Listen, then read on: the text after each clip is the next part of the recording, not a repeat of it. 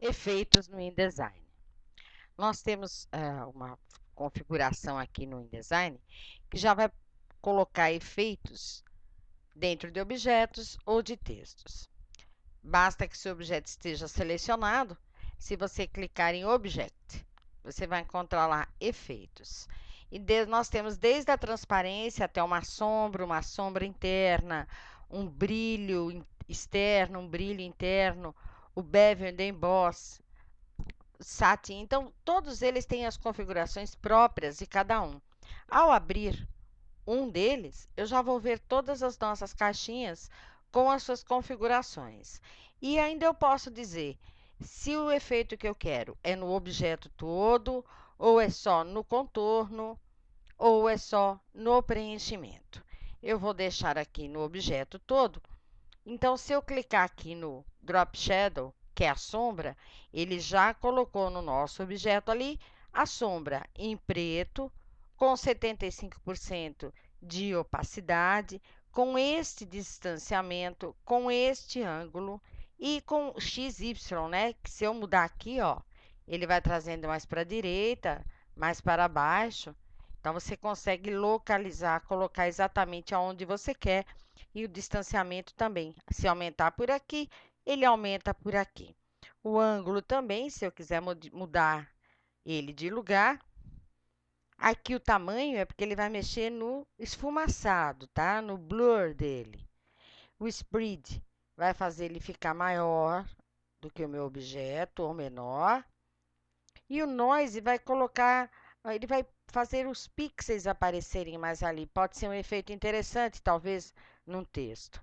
Então, estas são as configurações para o Drop Shadow. Então, se eu modificar de cor aqui para cor de rosa, ele também coloca lá a cor de rosa, tá certo? Então, todos esses que vocês forem utilizar, eu vou desmarcar agora o Shadow aqui. Se eu marcar Inner Shadow, é uma sombra interna que ele colocou. Eu vou até aumentar um pouquinho aqui, ó, para você poder visualizar. Ele colocou por dentro do meu objeto uma sombra. E com as mesmas configurações. A mesma coisa acontece por Outer Glow, que é na verdade, um brilho externo, né, que eu estou colocando. Deixa eu aumentar aqui para você visualizar. Ele coloca em volta de todo o objeto. O Inner Glow, ele vai colocar esse brilho internamente. Eu só vou trocar de cor, porque no caso aqui o branco não vai aparecer. Então, vamos aumentar aqui, ó. Ele está colocando internamente, misturando com a cor original do objeto. E eu poderia dizer que era preciso, eu poderia dizer o tamanho dele, ou que ele fosse para o centro. Então, você tem as configurações até encontrar o que você achar que ficar melhor para aquilo que você precisa.